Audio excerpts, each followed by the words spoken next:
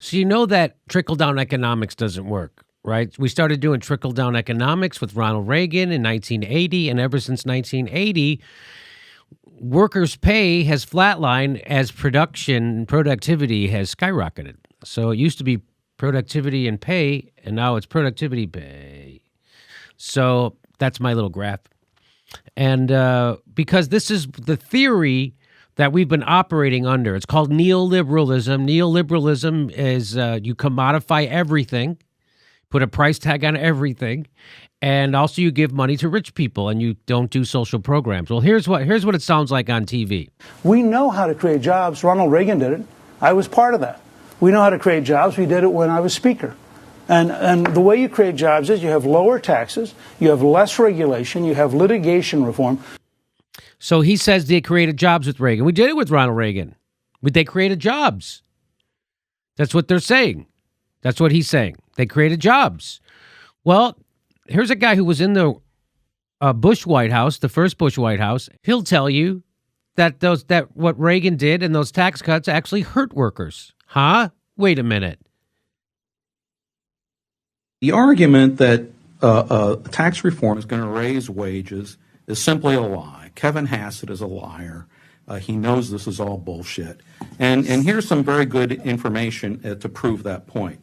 In the last page of my statement, I looked at what happened after the 1986 tax reform. And you can see wages fell for 10 years. That's Bruce Bartlett, who actually worked in the Reagan White House and the George Bush White House. And he's telling you right now that after that tax cut, workers' wages went down for 10 years straight. This is him speaking. He said the right, a long time ago, figured out that they couldn't assault the welfare state head on. It was too strong, so they assaulted it through a back door, which is to systematically and consistently drain the government of revenues and force even Democratic presidents such as Obama and Clinton to do a lot of their dirty work for them by cutting spending and holding back on new initiatives that are, in many cases, badly needed, and they're simply continuing. The problem is, I think, they've gone past the point of sanity. They're simply doing things now that don't even make sense. He's talking about that tax cut that the Republicans just passed. They're doing things now that don't even make sense. That's how bad it is for the economy. And the whole point of it is to create huge deficits, say we're out of money, we got to cut spending on social programs. That's the whole point. That's what they're doing. They're coming after your Social Security next and your Medicare. They're coming after it. And who does it help? Who does that tax cut really help? Even Charles Barkley knows it. We're going to be doing that on Inside the NBA. This will be my second one this week, my second big gift. Okay. One more shout out. Oh, that Republican tax cut. I'm gonna say, Shaq, they said it's gonna trickle down. You know what I'm gonna triple. What you gonna do, Chuck? You were on a roll. Trickle my fat ass down to the jewelry store and get me a new Rolex. I'm not gonna pass it to nobody. He knows how it works. He knows how it works. Even he knows how it works. Sorry, poor people. No doubt. Thank you, Republicans. I know I can always count on y'all to take care of us rich people, the 1%. Sorry, poor people. I'm hoping for y'all, but y'all ain't got no. Y'all ain't got no shot. Yeah. So, there's Bruce Bartlett telling you, anybody who tells you those tax cuts are good for workers are bullshitters. They're bullshitting. So when you ever hear someone say it, they're bullshitting. GOP tax bill will kill 10,000 people a year. Why? Because, according to the nonpartisan Congressional Budget Office, estimated that it would cause 13 million people to lose health insurance by pushing up premiums and destabilizing state exchanges. So 13 more million people won't have health insurance, and so it is estimated 10,000 people will die because of that per year. This is horrible, this tax cut. right? And they say it's going to create jobs. Well, who is this, Ron? Tell me who this is, Ron. So the one gentleman furthest from you, that person is Gerald Baker, who is the Wall Street Journal editor-in-chief. So this is the Wall Street Journal editor-in-chief, and this is... And then the other person is Gary Cohn, who is the National Economics Council director for Donald Trump. He also was a higher up at Goldman Sachs, but he is a Democrat. Ha! Fantastic. See, it's by neoliberalism spans both parties. So here they're in a room full of CEOs, and they ask them, how many of you are going to use this tax cut money to hire more people or buy more equipment? Because we know they're not going to do it. What they're going to do is just put it in their pocket and give it to their dividends, to their shareholders. Can I ask you all a quick question? If the tax reform bill goes through, do you plan to increase investment, your company's investment, capital investment? Just a show of hands, if the tax reform goes through? Okay. Why aren't the other hands up? Why aren't their hands up? So you're not going to reinvest that money in capital invest? You're not going to do that then? No? So there it is. There's a room full of them. Why aren't all of your hands up? You know somebody has a camera here, right? It's not just us. It's not just us. You guys, you're letting the secret out of the bag here. If you don't put your hands up, everyone knows this is bullshit, and the tax cut is just here to enrich rich people even richer and to screw over social programs. Would you please put your hands up? That's like Jeb Bush. Please clap. I actually think when there's actually a camera in the room and none of them realize it, I think they call that the 47 moment. That's their code. Oh, like 47 moment, 47 moment. Everyone raise your hand. Everyone raise your hand. Otherwise... Well, the reason, and Jim, why do you bring all this up? You've told us this stuff before. Okay. Well, the reason I bring this up is because I saw this tweeted out by ABC News. They put out this clip. They had an interview with Tim Cook, who's the head of Apple. And I don't know if you know, Apple, they do very well with their stock. Yeah, they're doing okay. Their stock does well, Apple, making good money. Apple, we know, makes a lot of money. For instance, in the third quarter of just last year, they made $10.7 billion in profit. That's profit. They had total revenue of over $52 billion, and they had $10.7 billion in profit after they paid all their bills and all their workers and all their taxes and all their stuff. They still had $10.7 billion frickin' dollars left over 1 quarter. That company's doing well. Company's doing very well. So you would think if they needed to hire people, they would just hire people. They don't need any more money to hire people if they wanted to hire people. Well, you'd be wrong. According to Tim Cook, listen to this answer. Listen to this question and answer. Without these policy changes, would you be able to announce today the creation of 20,000 new jobs? Because they just announced they're going to be hiring 20,000 new people, creating 20,000 new jobs. And she's saying, well, without these policy changes, meaning the tax cuts, would you be able to create these 20,000 new jobs? I would say yes, because we already have tons and tons of cash. We have a lot of cash. We don't need more cash to hire more people. And let's remember why you hire people, because you have a demand. There's a demand for a product, you hire people. If there's not a demand, you don't hire people. That's how that works.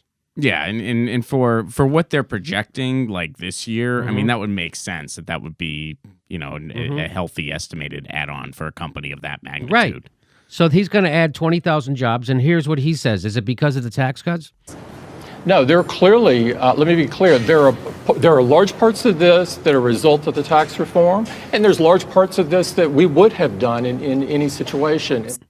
So I don't know what he's saying there, but I'll tell you what he just said. There's a large part of this, meaning this higher job creation, is because of the tax cut, but a large part is also we would have done no matter what. You can't have it both ways. Well, 70% of this is because of the tax cut, but also 70% is because we would have done it anyway. Well, that's 140%. I'm not a math surgeon, but that's not right. So what a large part, why you can't say both things. So I'm going to say this. For whatever reason, Tim Cook is bullshitting, and they would have done this no matter what freaking tax cut.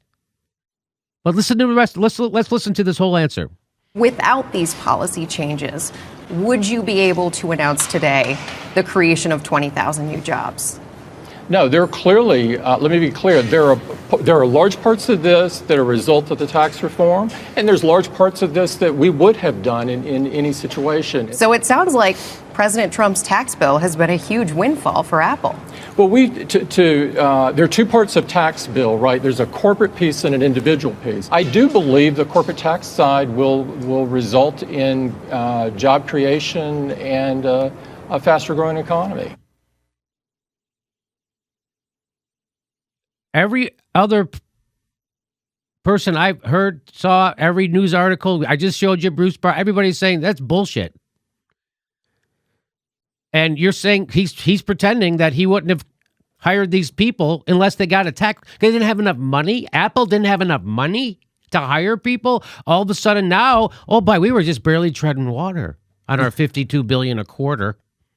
We were just barely treading water. But now, thank God, because now we're going to hire people. We actually had demand for our products that we couldn't meet, but we decided not to hire people. Does that make sense? It's almost like his ego got in the way of just throwing out that bullshit sentiment that he knows people want to hear. Because it's just like, well, yeah, we're hiring people because our company's doing well, and I want the public to know our company's doing well because I'm kind of the face. But yeah, I also want people to think this tax bill's helping regular people too. Shit, what do I do? We would have done this anyway, but yeah, it's because of the tax bill. But the tax bill's going to really help grow the economy. It's not. Trickle-down economics doesn't help the economy unless you think the economy, if you think that the Wall Street equals the economy, then yes. Yes, stock prices might go up for a while and what have you.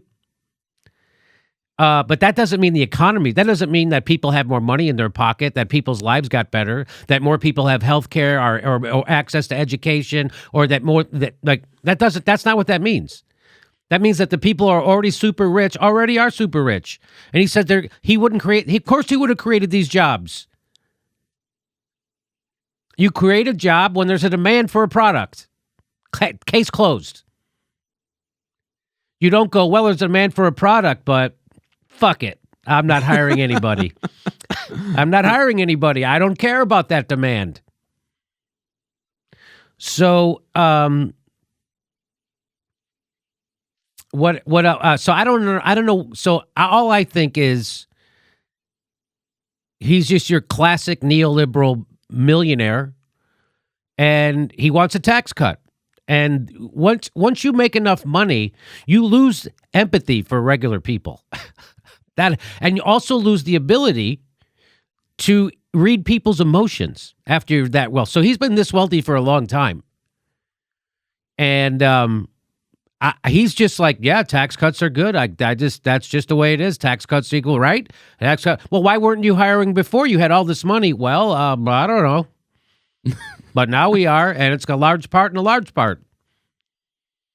So I don't know why he's so I guess I'm not smart enough to know why he's bullshitting. All I know is he is. So I don't know maybe Bruce Bartlett or someone smarter than me who's an economist, or Dr. Richard Wolff or somebody like that, or Mark Blythe we've had on the show. Maybe they'll know why he's bullshitting like this. I just think the only thing I could think of is that he's just like one of those out-of-touch neoliberal millionaires who just thinks tax cuts are good. That's just their religion. Capitalism is their religion. Tax cuts is a part of it. That's like a sacrament. You can't disrespect the sacrament because tax cuts always lead to good things. So I just think he's like, he doesn't even understand why he's saying that, or he's saying it and just badly trying to, because it sounds stupid. A large part is the tax cuts. A large part we would have done anyway. Well, which is it? We all know you would hire. Apple wasn't holding back on their hires, hopefully crossing their fingers for a tax cut so they would have enough money to hire people. That's bullshit.